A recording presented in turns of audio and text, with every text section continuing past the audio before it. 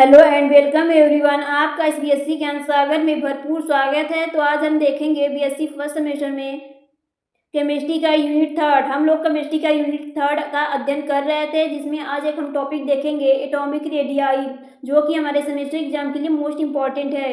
यह हमारे सेमेस्टर में पूछा जाने वाला टॉपिक है। तो इस वीडियो के लास्ट तक बने रहिए, क्योंकि इस वीडियो को बहुत ही आसान तरीके से बनाया गया है एंड एटॉमिक रेडियाई को बहुत ही आसान शब्दों में आसान तरीके से इस वीडियो में समझाया गया है। तो इस वीडियो के लास्ट तक बने रहिए, क्योंकि यह वीडियो आप लोगों के सेमेस्टर एग्जाम के लिए रामबाण साबित हो सकता है। तो आज हम देखेंगे एटॉमिक रेडियाई क्या होता है और इसके पीरियोडिक प्रॉपर्टीज के बारे में भी बताया गया है। तो लास्ट तक बने रहिए।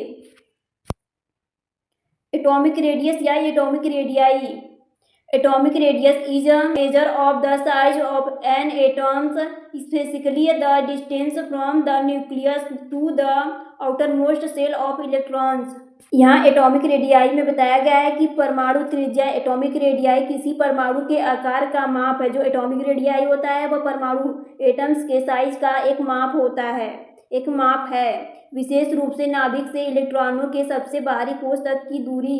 इलेक्ट्रॉन व्यवहार की प्रकृति के कारण यह कोई निश्चित मान नहीं है।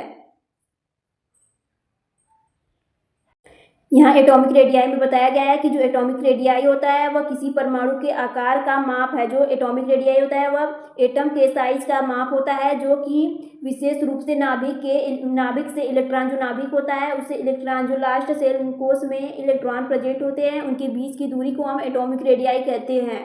यहाँ बताया गया है कि इसकी व्यवहार प्रकृति के कारण यह एक निश्चित परिमाण नहीं माना जाता है।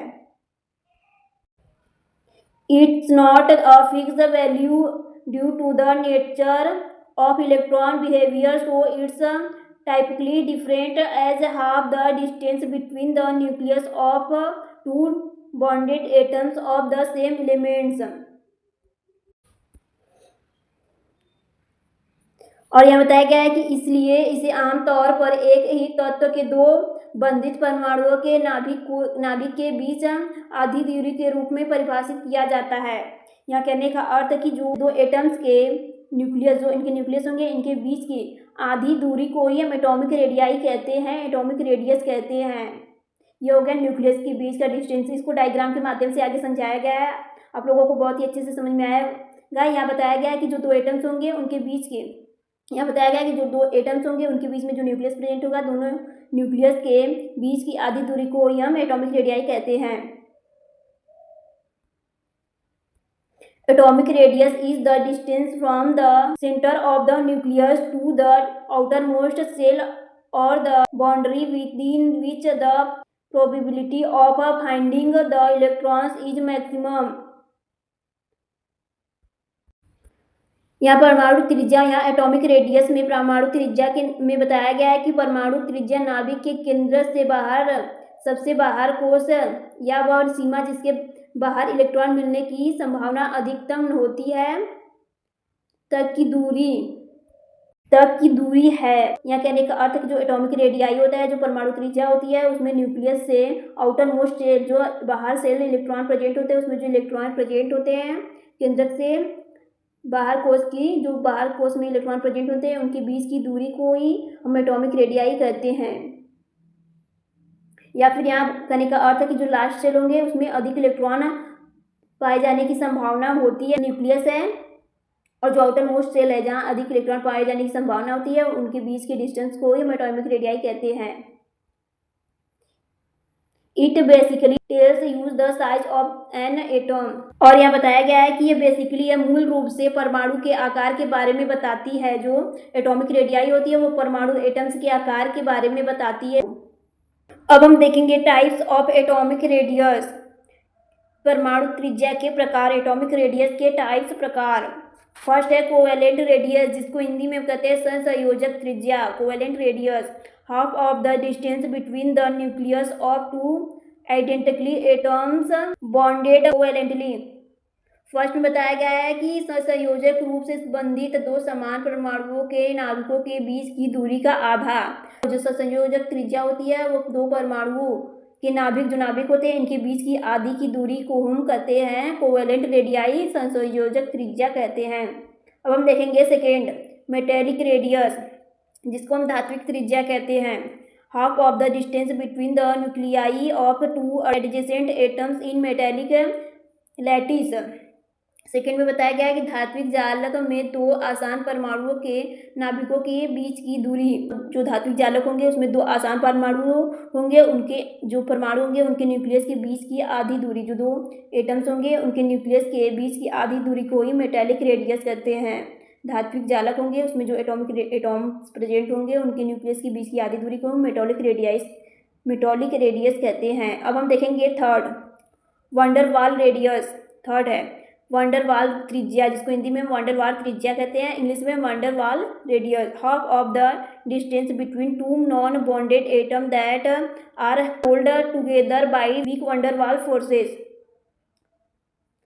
थर्ड में बताया गया है कि जो कमजोर जो वंडरवाल फोर्स होते हैं वो वीक होते हैं, उसमें दो परमाणु जो प्रेजेंट, उसमें जो दो एटम्स प्रेजेंट होंगे, परमाणु के जो एटम्स प्रेजेंट होंगे इनके न्यूक्लियस के बीच की आधी दूरी को हम वंडरवाल त्रिज्या कहते हैं। दो एटम्स होंगे इनके बीच के न्यूक्लियस होंगे, जो इसमें बीच में न्यूक्लियस होंगे इनके बीच के, इन दोनों न्यूक्लियस के बीच की आधी दूरी को ही हम वंडरवाल त्रिज्या कहते हैं, रेडियस कहते हैं। Largest then covalent radius because there no strong bonding pulling then closer. और यहाँ बताया गया है कि सहसंयोजक त्रिज्या से बड़ी है। यहाँ बताया गया है कि जो वंडरवाल त्रिज्या होती है वह सहसंयोजक त्रिज्या से बड़ी होती है, क्योंकि प्रबल प्रबंध कोई उन्हें अपने पास नहीं खींचता है। यहाँ बताया गया कि जो वंडरवाल त्रिज्या होती है वह कोवेलेंट रेडियस से, जो कोवेलेंट त्रिज्या होती है उससे बड़ी होती है, क्योंकि उसमें प्रबल बंधन नहीं होता है, क्योंकि उसमें प्रबल बंधन जो होता है उन्हें पास नहीं खींचता है वीक, क्योंकि उसका जो वंडरवाल त्रिज्या होगा वो वीक होगा, उसको अपने पास नहीं खींचेगा, इसीलिए इसमें जो वंडरवाल त्रिज्या होगी वो कोवेलेंट रेडियाई से बड़ी होती है। अब हम देखेंगे पीरियोडिक टेबल टेंस आवर्त सारणी के अनुसार एटॉमिक रेडियाई। ये है across a period from left to right atomic radius decreases. आवर्त में बताया गया है कि बाएं से दाएं जाने पर परमाणु त्रिज्या घटती है। अगर हम लेफ्ट से राइट जाएंगे, बाएं से दाएं जाएंगे तो जो परमाणु त्रिज्या होगी, जो एटॉमिक रेडियस होगी वो घटती है। अगर हम पीरियोडिक टेबल में बाएं से दाएं जाएंगे तो जो एटॉमिक रेडियस होगी, जो परमाणु त्रिज्या होती है वो घटती है, डिक्रीजेस घटती है। Reason protons increases in number storage nuclear charge. Reason क्योंकि जो प्रोटॉन की संख्या होती है उसमें वृद्धि होती है। अगर हम दाएं से बाएं जाएंगे पीरियोडिक टेबल में तो जो प्रोटॉन होंगे उनके नंबर में बढ़ोतरी होगी, उनका प्रोटॉन नंबर ऑफ प्रोटॉन बढ़ेगा, इंक्रीज होगा। Increases of protons, number of proton increase हो जाए, इसीलिए एटॉमिक रेडियस घटता है। स्टोरेज न्यूक्लियर चार्ज और स्टोर होता है प्रबल नाभिकीय आवेश, जो प्रबल नाभिकीय आवेश होता है वह स्टोर होता है, इसी कारण एटॉमिक पीरियोडिक टेबल में दाएं से बाएं जाने पर एटॉमिक रेडियस घटता है। Electrons are added to the same shell, no extra shielding. क्योंकि बताया गया है कि जो इलेक्ट्रॉन्स होंगे उसको उसी एक कक्षक में जोड़ा जाएगा, कोई अतिरिक्त परीक्षण नहीं है, इसके लिए कोई अतिरिक्त सील्डिंग नहीं है, shielding effect. Outer electrons are pulled closer to the nucleus. और यहाँ बताया गया कि जो आउटर इलेक्ट्रॉन होते हैं वो नाभिक के बाहर खींचे जाते हैं, जो आउटर इलेक्ट्रॉन होते हैं वो नाभिक के बाहर खींचे जाते हैं। अब हम देखेंगे बी, डाउन अ ग्रुप, समूह से नीचे की ओर आने पर। From top to bottom atomic radius increases. B में बताया गया है कि ऊपर से नीचे की ओर आने पर परमाणु त्रिज्या बढ़ती है। यह कहने का अर्थ है कि पीरियोडिक टेबल में अगर हम ऊपर से नीचे आएंगे तो परमाणु त्रिज्या इंक्रीज होगी, बढ़ेगी, और लेफ्ट से राइट जाएंगे तो परमाणु त्रिज्या घटेगी, दाएं से बाएं जाएंगे तो घटेगी, ऊपर से नीचे आएंगे तो बढ़ेगी। रीजन कारण क्या होता है? New electron shell are added, क्योंकि यहाँ बताया गया कि इलेक्ट्रॉन कोष जुड़ जाते हैं, कि इसमें नए इलेक्ट्रॉन सेल, जो इलेक्ट्रॉन सेल होते हैं जिसमें इलेक्ट्रॉन प्रेजेंट होते हैं, जो कोष होते हैं वो नए नए ऐड होते जाते हैं, इसीलिए। Increase shielding effect radius the pull of the nucleus on outer electrons. और यहाँ बताया गया है कि बढ़ते हुए शिल्डिंग इफेक्ट से बाहरी इलेक्ट्रॉन पर नाभिकीय खिंचाव कम हो जाता है। जो शिल्डिंग इफेक्ट है वो बढ़ता है तो जो न्यूक्लियस होता है उसमें नाभिकीय खिंचाव कम हो जाता है। जो बाहर इलेक्ट्रॉन होते हैं, अगर शील्डिंग इफेक्ट बढ़ेगा तो जो नाभिकीय खिंचाव होगा इलेक्ट्रॉन पे कम हो जाएगा। जो नाभिक होगा उसमें जो प्रोटॉन प्रेजेंट होंगे वो इलेक्ट्रॉन को खींच नहीं पाएंगे अगर शील्डिंग इफेक्ट बढ़ेगा तो। अब हम देखेंगे diagram of atomic radius.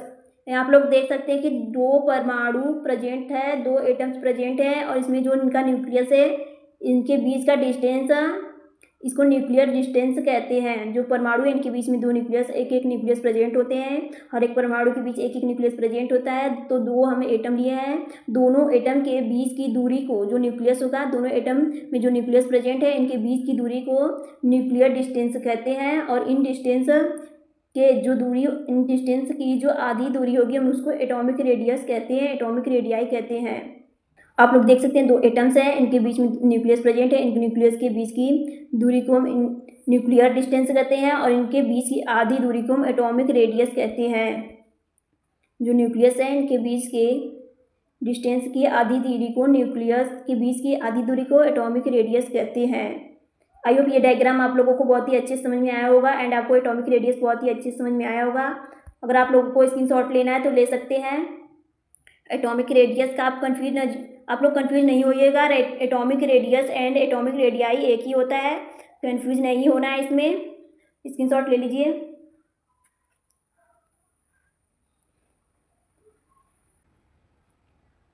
I hope ये वीडियो आप लोगों के लिए हेल्पफुल रहा होगा एंड आप लोगों को बहुत ही अच्छे से समझ में आया होगा। अगर आप लोगों को बीएससी फर्स्ट सेमेस्टर की तैयारी करनी है तो हमारे चैनल को लाइक एंड सब्सक्राइब करें एंड अपने दोस्तों को शेयर जरूर करें, क्योंकि हमारा चैनल न्यू है। आप लोगों के साथ एंड सपोर्ट से ये चैनल आगे बढ़ेगा। सभी स्टूडेंट्स के पास पहुँच पाएगा जिससे कि वो बीएससी की अच्छी तैयारी कर सकते हैं घर बैठे ही, और अपना फ़ोन से वो अच्छी तैयारी कर पाएंगे बीएससी की, और उनके पास नोट्स भी रहेगा कि हम कैसे लिखे बीएससी में।